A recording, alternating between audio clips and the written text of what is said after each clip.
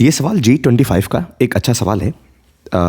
Let's see. Question में कह रहा है कि sir A B C be 3 vertices of triangle and L and G be the orthocentre and centroid respectively, then find the value of this. So let's say अगर हम एक triangle draw करते हैं sir,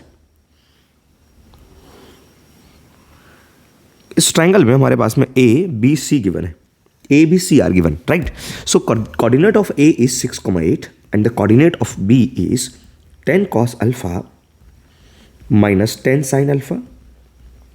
The coordinate of C is minus 10 sin alpha and 10 cos alpha. Correct?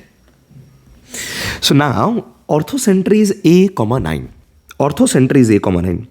तो orthocenter क्या होता है कि यहां से अगर मैं परपेंडिकुलर ड्रॉ करूंगा तो ये वाला पॉइंट जो आपको मिल रहा होगा, this is L point here and the coordinate of this is A, 9। उसके बाद बच्चों हमें ऑर्थो सेंटर के बारे में गिवन है। अच्छा, एक चीज़ आप जो ऑब्जर्व नहीं करेंगे मैं आपको वो थोड़ा सा बताता हूँ। क्या सर? सबसे पहले अगर मैं आपसे ये कहूँ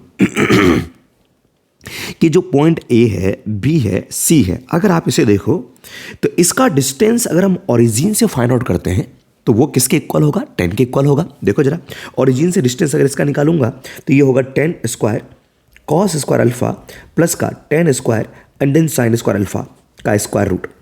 तो 10 स्क्वायर को कॉमन लोगे तो यहाँ से हमें 10 मिल जाएगा, कॉस स्क्वायर अल्फा और साइन स्क्वायर अल्फा 1 हो जाएगा। ठीक है, तो उसके बाद में सिमिलरली ऐसे ही मैं इसका डिस्टेंस भी निकालूंगा ओरिजिन से तो ये भी 10 होगा, और इसका डिस्टेंस अगर मैं फाइंड आउट करूँ ओरिजिन से, दैट विल बी 10। इसका क्या मतलब है?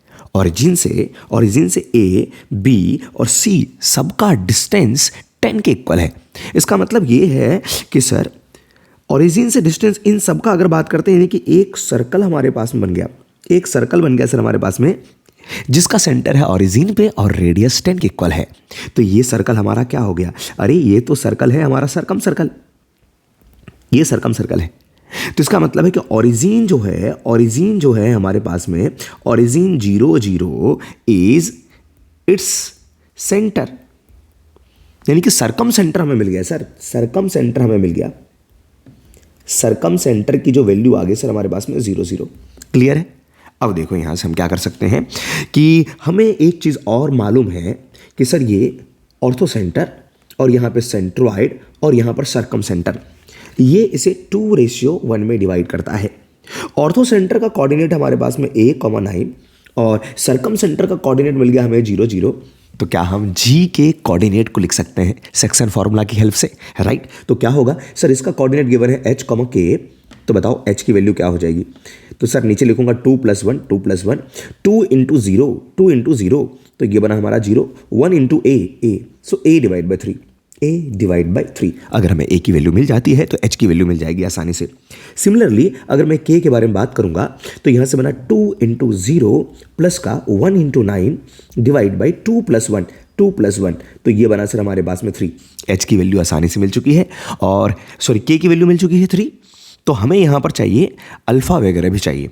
तो एक काम और करते हैं, यहां से जरा देखा जाए तो बच्चों सेंट्रोइड हम फाइंड आउट करते हैं, है ना? यहां से इनकी हेल्प से तीनों कोऑर्डिनेट का समेसन, तीनों x का समेसन और माइनस का 10 sin alpha divide by 3।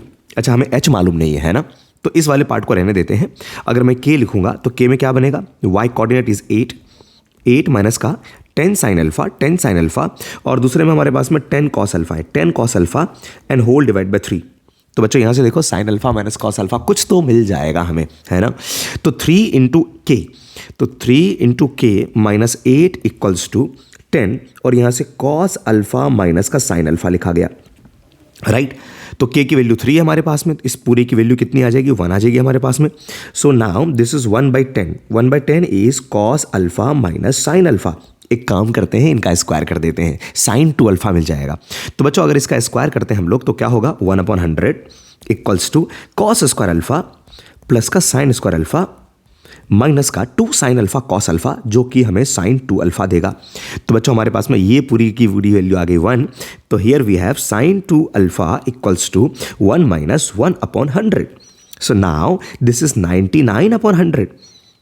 Now this is 99 upon 100 and the value of sine 2 alpha is this. और देखो क्या चीज़ फाइंड आउट करना हमें, यहाँ पर क्वेश्चन में अगर आप चेक करोगे तो 100 साइन 2 अल्फा चाहिए, तो 100 साइन 2 अल्फा, तो यहाँ से हमारे पास में आ गया 100 साइन 2 अल्फा की जो वैल्यू आई sir, this is equal to 99। 100 sine 2 alpha is 99। Now हमें एक चीज़ और बचा है फाइंड आउट करने के लिए, वो क्या सर, ए की वैल्यू। अच्छा ए की वैल्यू और कहाँ से मिलेगी जरा देखो जरा, ए हमारे पास में, हाँ यहाँ से देखिए जरा, इस चीज़ को अगर हम सॉल्व करते हैं यहाँ से, so this will be 3h minus 6 equals to 10 times of this is cos alpha minus का साइन अल्फा। तो देखो बच्चों cos alpha minus sine alpha की वैल्यू हम लोगों ने फाइंड आउट कराया था कितना, 1/10।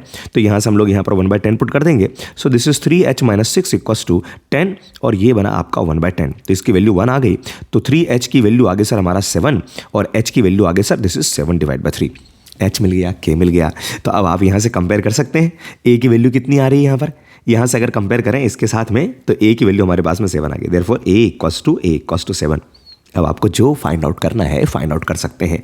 तो क्या क्या फाइंड आउट करना है देखो जरा, 5a minus 3h, 5a minus 3h और उसके बाद में क्या था बच्चों हमारे पास में, प्लस का 6k था, 6k प्लस का 100 साइन 2 अल्फा, ये था ना।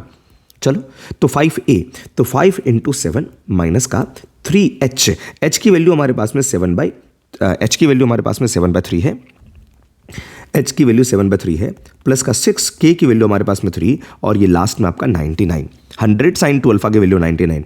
सो दिस इज 35 माइनस का 7 प्लस का 18 और प्लस का 99। तो क्या बन गया हमारे पास में, तो ये बना हमारे पास में 28 और यहाँ से 18 और ये 99। तो बच्चों इसको 1 दे दो, 100 हो गया हमारे पास में, 100 प्लस का 17 प्लस का 28, तो ये आ गया हमारा 145 इज आर आंसर।